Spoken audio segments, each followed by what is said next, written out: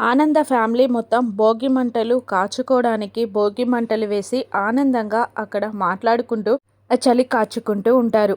కానీ ఎలాగైనా శరణ్యని చంపేయాలి అని ప్లాన్ చేసిన అనన్య శరణ్య కప్పుకునే షాల్ పైన ఏదో రకమైన కెమికల్ వేస్తూ ఉంటుంది. అది చూసిన కాంచన ఏంటి ఏం పూస్తున్నావు షాల్కి అని అడుగుతూ ఉండగా ఇదొక రకమైన కెమికల్.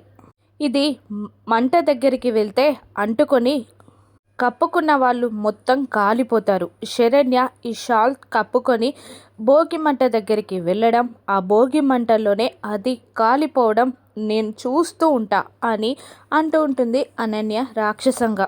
దానికి కాంచన సంతోషపడుతుంది. అనుకున్నట్టే భోగి మంటలు స్టార్ట్ అవుతాయి. అందరూ చక్కగా ఎంజాయ్ చేస్తూ మాట్లాడుకుంటూ ఉంటారు. దర్శన్ కన్నార్పకుండా శరణ్యనే నవ్వుతూ చూస్తూ ఉంటాడు.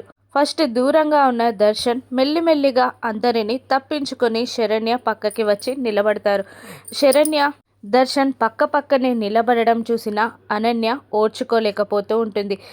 శరణ్య చలిమంట కాచుకోవడం చూసిన అనన్య ఓర్చుకోలేక ఇంకా దాని షాల్ అంటుకోవట్లేదని ఆలోచిస్తూ ఉండగా కాంచన ఏదో కెమికల్ వేశానన్నావు కదా, మరేమైంది, ఇంకా దాని షాల్ అంటుకోవట్లేదు, అది బూడిద కావట్లేదు అని అంటూ ఉండగా నేను అదే చూస్తున్నా అని అంటూ ఉంటుంది అనన్య. ఇంతలో లీలావతి ముందుకు వచ్చి చలిమంట కాచుకుంటూ ఉంటుంది. ఇక అప్పుడే మంట దగ్గరికి రాగానే లీలావతి కప్పుకున్న షాల్ మంట అంటుకుంటుంది. మంటలు ఎగిసి పడుతూ ఉంటాయి. లీలావతి భయపడుతూ ఉంటుంది. అత్తయ్యగారు అని శరణ్య అరుస్తుంది. అక్క అని ఆనంద అందరూ అరుస్తూ ఉంటారు.